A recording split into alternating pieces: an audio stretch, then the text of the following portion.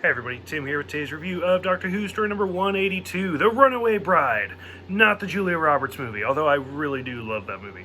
So anyways, it's okay. It's not great. I seem to before I started watching it, I was super excited because we've moved on from the past. We're moving on to somebody new. Although I knew that this being the Christmas special, it was just Donna. Or at least it was just Donna for this one episode, and then we actually get the new companion the next story.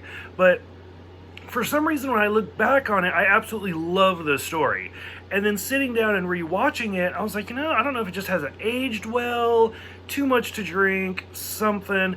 But it's not as good as I remember it to be, where it starts out with Donna just being on the TARDIS, and them kind of talking about how the Doctor recently lost somebody, and it just, as it keeps going, it just gets weirder and weirder. How Donna was drawn to the TARDIS because she had these particles, killer Santas that have to be blown up.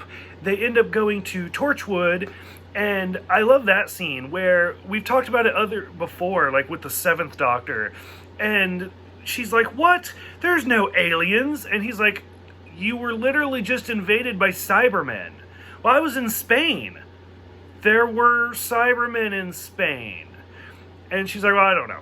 And so it's just like this, I think it was the Seventh Doctor, where he said, like, human beings just have this amazing ability to just be like, nah, it was something different. And as we've been going through 9 and 10, like, there was a giant spaceship over England. Like, what are you talking about? So, I liked it. That was fun. As we boil it down, it's a giant Spider-Woman who was okay. Like, the effects weren't phenomenal, but for these early seasons of Doctor Who, it's about what I expect. And just the whole thing, where it's like she's working with Donna's fiance, and he's been force-feeding her these particles, and now the Spider-Woman's going to use that to feed her young, because her ship is actually the core of the Earth. And as it just keeps going, you're like, what's happening right now? And it's just a very odd type of story. This is the first mention of Gallifrey in New Who, so I think that's kind of interesting. Of course, like, her fiance gets eaten instead of her. It's about what you expect, and then Donna parts ways. Although, like, I didn't feel the need for, like, her name was Rose. I'm still bitter, so I did not need that. But overall, like, it was kind of a fun adventure, but it's not what I remember it to be.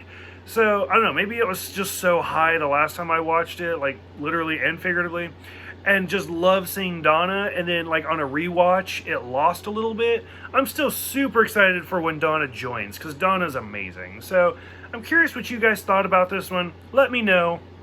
And then I'm actually going to be taking a little bit of a break, and I'm going to start the first season of Torchwood. So, let me know what you guys think about this one, and I will see you guys next time.